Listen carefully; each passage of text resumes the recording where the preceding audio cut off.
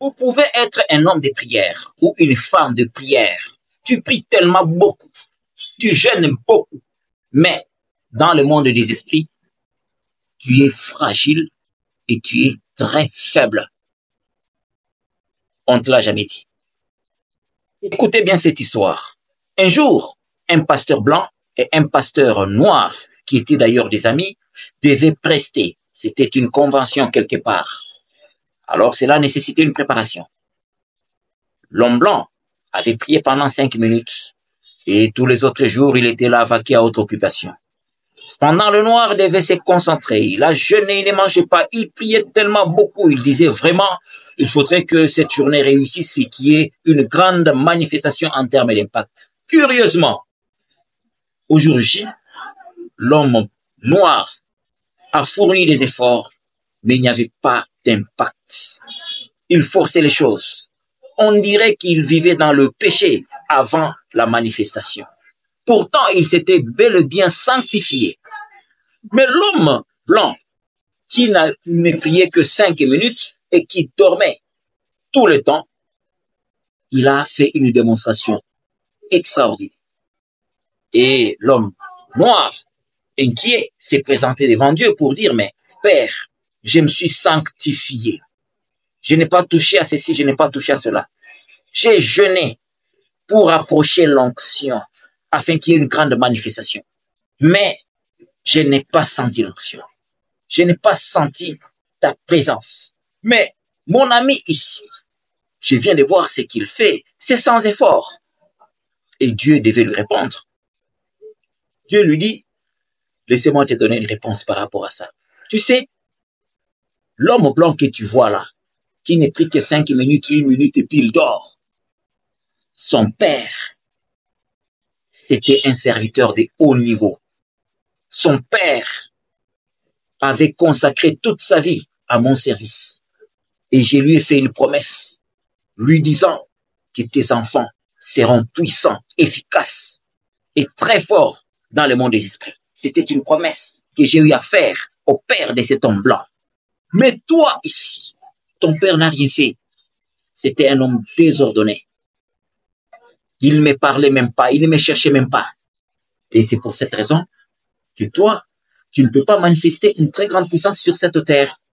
Il n'y a que tes enfants à toi qui seront puissants, pas toi. Voyez? C'est là que nous parlons de la loi des causes à effet. Nous pensons que le hasard existe. Le hasard n'existe pas. Il y a une cause par rapport à tout ce qui s'est produit. L'homme noir n'a pas eu un père qui s'est consacré à Dieu. C'est ici vient la nécessité de reconnaître l'importance de la bénédiction des parents. Parce qu'aujourd'hui, il y a des gens qui minimisent cela. Quand tu as eu des parents qui te bénissent, c'est une très bonne chose. C'est ce qui fait que chez toi, tu ne vas pas fournir beaucoup d'efforts, mais il y a déjà une promesse.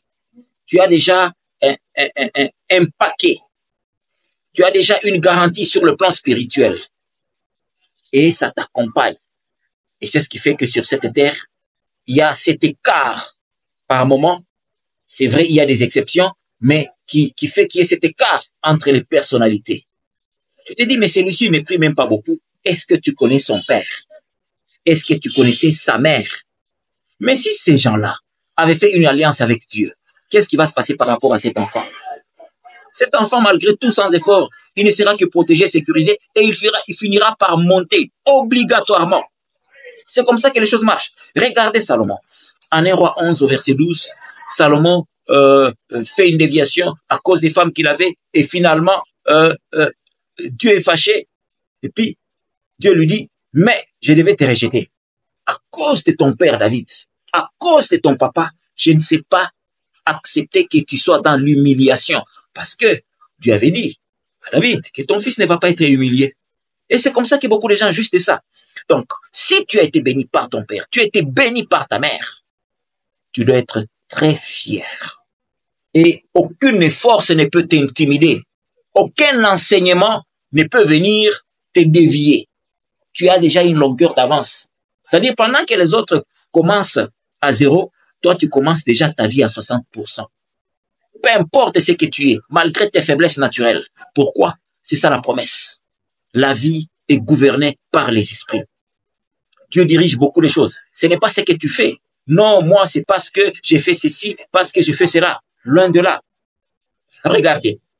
Il est dit en Jérémie 10 au verset 23, ce n'est pas à l'homme quand il marche à pouvoir diriger ses pas. C'est-à-dire, l'être humain est dirigé par les forces qui échappent à son contrôle.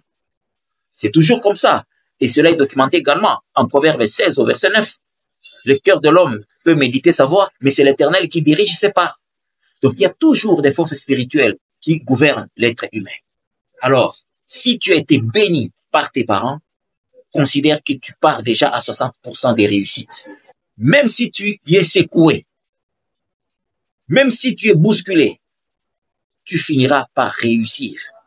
Tu es différent de ceux qui n'ont pas de gage. Toi, tu en as. Ne minimisez pas la bénédiction que tu as de ton père. Ne minimisez pas la bénédiction que tu as eue de ta mère. Ça a un poids très significatif dans le monde des esprits. Qu'on ne vous trompe pas. C'est très sérieux. Et si vous avez été béni, alors c'est une très bonne chose. C'est un appel à tous les parents. Bénissez vos enfants.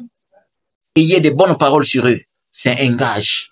Ils vont affronter la vie déjà avec 60% des réussites au lieu qu'ils partent à zéro. Pour les autres, ils doivent fournir tellement beaucoup d'efforts parce qu'eux partent à zéro. C'est votre serviteur, Ben Alain Kitenge. Merci et à la prochaine.